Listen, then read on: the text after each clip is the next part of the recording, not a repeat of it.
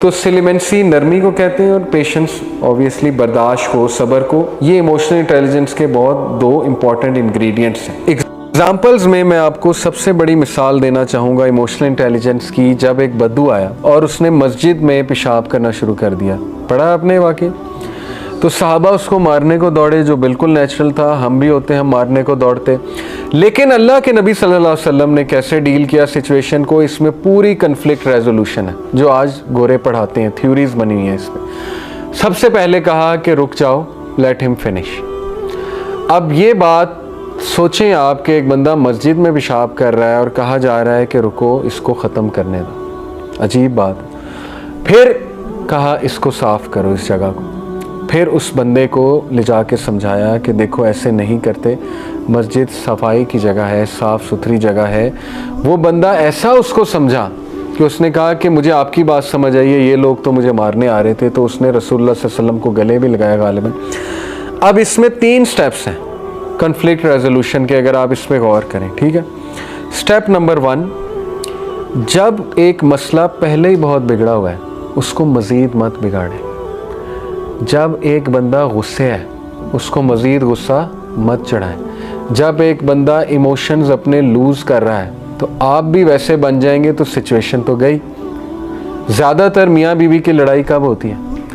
इमाम शाफी ने क्या कहा? When the wife should be ice, when the wife is fire, you should be ice। अगर दोनों फायर हैं तो फिर तो नतीजा तलाक होगा, सीधी सी बात है। दोनों में फायर आई हुई है, ख़त्म। इसलिए थोड़ा सा अपनी अना को कंट्रोल कर लें उस टाइम पे। कवाम तो अना को कंट्रोल करता है, कवाम तो औरत नहीं बन जाता ना।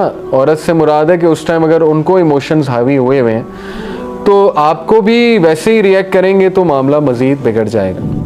तो रसूलुल्लाह सल्लल्लाहु अलैहि वसल्लम की ये जो पहला स्टेप है ये बहुत वाइज स्टेप है। एक बंदा अगर बातें किए जा रहा है उसको करने दें, वो अपना गुबार निकाल रहा है, चुप हो जाएगा, बस ख़त्म। उसके बाद चुप हो गया, आप रिलैक्स रहें, उसके साथ नॉर्मल चलें।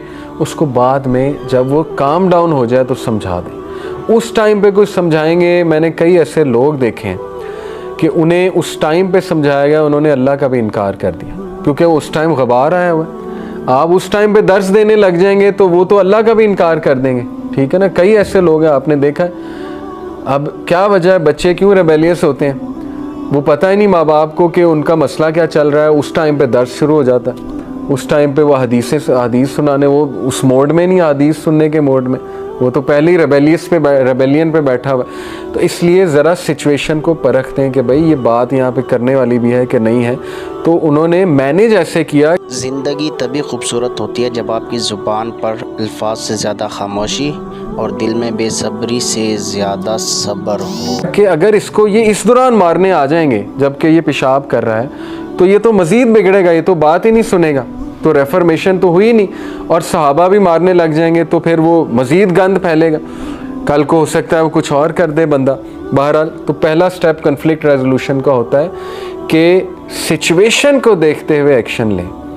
अगर एक बंदा बहुत गुस्से में है तो आप काम डाउन हो जाए, ठीक है ना। जैसे आप देखें कि कई पेरेंट्स गुस्से में आते हैं एडमिनिस्ट्रेशन की तरफ कि आपने ये कर दिया, वो कर दिया, हमारे बच्चों के साथ ज़्यादती हुई। अब वो जो आगे प्रिंसिपल या जो भी होता है ना, वो सुनते रहते हैं। पेरेंट्स जब अपनी बात ख़त्म कर चुके होते हैं तो फिर वो बोलते हैं। अगर बीच में टोक देंगे, बीच में लड़ाई शुरू कर देंगे, नहीं हमने तो ये किया ही नहीं, आपको कौन कह रहा है, बस सुन ले। हो सकता है उनका 90% मसला सिर्फ सुनाकर हल हो जाए। कुछ लोग सिर्फ सुनाना चाहते हैं। तो हाई EI वाला जो बंदा होता है, ये एक रूल भी हमें सिखाया जाता था हमारी कंपनी में कि एंग्री कस्टमर को 24 घंटे तक जवाब नहीं देना ईमेल पे या SMS पे। क्यों? क्योंकि अगर आपने उसी वक्त जवाब दे दिया तो लड़ाई चल जाएगी। और इसी तरह होता है व्हाट्सएप पे। ज़्यादातर लड़ाइयाँ दोस्तों में कब होती हैं? जब वो एक रिप्लाई आपको आया गुस्से वाला, अब आपने भी बजाय के सब्र करने के आगे से आप भी शुरू हो गए। वो फिर ऐसी लड़ाई बढ़ी कि बस वो बम फट गया। तो ये बेसिक रूल होता है कि अगर एक बंदे ने बहुत ऑफेंसिव बात कर दी है, गुस्से वाली बात कर दी, तो आप खामोश हो जाएं। हो सकता है वो 2-3 घंटे बाद खुद ही सॉरी कर ले, और ऐसा ही होता है ज़्यादातर, ठीक है। हाँ, ये कि आपने कोई रिप्लाई करना है तो बड़ा आराम से कोई काम डाउन वाला रिप्लाई करें। तो ये बेसिक रूल्स हैं। दूसरा स्टेप कि इससे पहले कि कुछ और बिगड़े, उस मसले को हल करो। वो मसला क्या था, पेशाब, उसको कहा साफ़ कर दो, ताकि वो अगर वहीं पड़ा रहा तो वो जो पीछे खड़े में लोग, उनको तो गुस्सा चढ़ता रहेगा कि ये तो साफ़ हुआ ही नहीं, मसला तो वहीं का वहीं है, तो उसको सबसे पहले हल करो। और तीसरा स्टेप ये कि जिस बंदे से गलती हुई है उसको आराम से साइड पे ले जाके फीडबैक दो और उसको वो रूलिंग बताओ। अब हमारा ऑपोजिट होता है, सबसे पहले हम उसको मारते हैं, फिर रूलिंग बताते हैं, वो मसला मज़ीद बिगड़ता है, फिर वो चीज़ भी वहीं की वहीं, मसला भी वहीं का वहीं, डिज़ास्टर तो और फैल जाएगा इससे। अब आप इसको कभी ख़ानदान की सेटिंग में लगाएं तो आप देख लें, ज़्यादातर जो मामलात बिगड़ते हैं वो बिगड़ते इसलिए क्योंकि 3 स्टेप्स फॉलो नहीं किए, ठीक है ना। तो ये बड़ा ज़रूरी है कि हम अपने नबी से अमली तौर पे मोहब्बत साबित करें और जिस तरह हमें उन्होंने सिखाया हम उस तरह से इंशाल्लाह जो है वो करें, ठीक है। ये हदीस बड़ी ज़बरदस्त है, Muslim is the one from whose hands and tongue other Muslims are safe. ये भी इमोशनल इंटेलिजेंस का तकाजा है कि अपनी ज़बान से उसको तकलीफ़ ना दो। फिर ये हदीस है कि अल्लाह के नज़दीक सबसे बिलवेड लोग वो हैं कि जो लोगों के लिए करामद है, बेनिफिशियल है। जितना आप लोगों के लिए बेनिफिशियल होंगे अल्लाह ताला आपकी मदद करेगा, अल्लाह आपकी साइड पर आ जाएगा, ठीक है। ये भी एक इमोशनल इंटेलिजेंट बंदे की निशानी है। The most beloved deed to Allah is to make a Muslim happy और to remove one of his troubles और टू फॉरगिव हिज डेब्ट और to feed his hunger. Again helping होना चाहिए। ये हदीस बहुत रिलेटेड है EI के कॉन्सेप्ट से। The most complete in faith, कामिल ईमान वाले लोग कौन हैं? Who are the best in their character, जो अपने किरदार में कामिल हैं। Those who are easy to socialize with, ये EI के बंदे की एक निशानी होती है कि वो सोशलाइज करते हुए लोग उसके साथ ईजी होते हैं, अखलाक अच्छा है, बातचीत अच्छी है, जवाब सही से देता है, ठीक है ना। कुछ लोग डिफ़िकल्ट टू सोशलाइज विद होते हैं, गुस्सा, बात बात पे चढ़ना, ठीक है ना, या उखड़ मिजाज में जवाब देना, या जो है कि ताने देना, या पिंचिंग सेंटेंसेस कहना अगले को, ठीक है ना।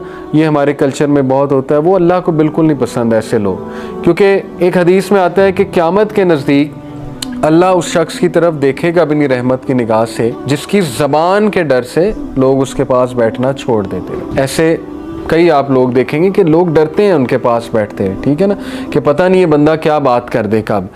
तो ऐसे लोगों को सोचना चाहिए। Who get along with others and others get along with them.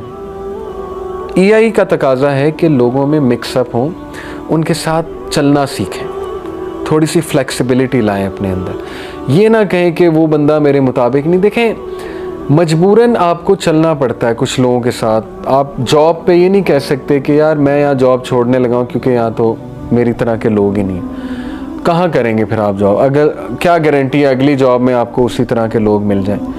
तो ये जाहिर है थोड़ी सी फ्लेक्सिबिलिटी इंसान में होनी चाहिए कि कुछ अपनी मनवाए, कुछ दूसरे की मान ले, ज़रा अपने अंदर ये चीज़ लाए कि गेटिंग अलॉन्ग विद अदर्स।